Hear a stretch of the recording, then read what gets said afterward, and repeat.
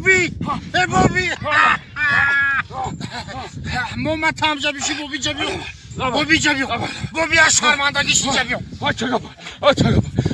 گوش کن بوبی این زنی نوی گرفتگی تایکو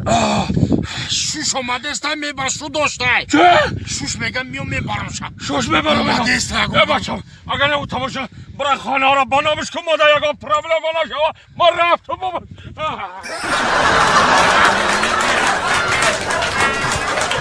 میگم برای خانه را بنامش کن انا که خانه را بنامی خودم میکنم دوای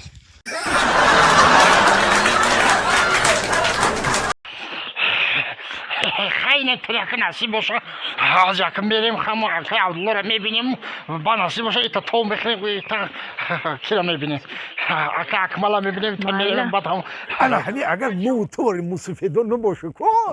ای جون ای کجا یاد میگیرن که چه رفتار کردن در کار تاغری میگه آخی میگه جان تاغری میگه جان نصیحت کردن نمیشه میخوای همین رفتار کنه انا مخیل خودت کار کنی و یا ببینن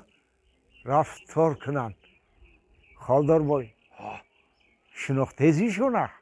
ای قرآن که اگر در روزی روشن دو تا بچه پادروشکا کده اومدی سیه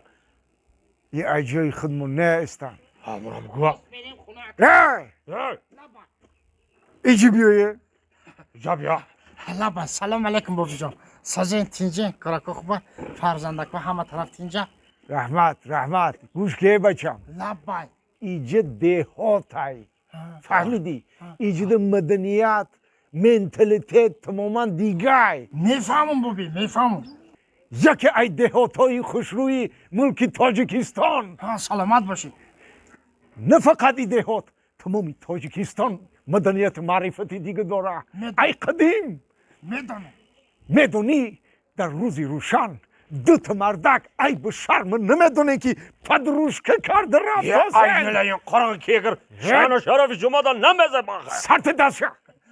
ایجا یوروپ نیست ایجا تاجیکستان ای آخه شما بابا جانا در حقی پاتم برو ای آیله ما یا استغفرالله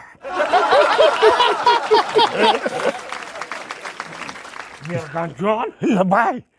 زب شرمنده شدیم دا مرد ایزان فرق نمیکنی ای نلایی مخلی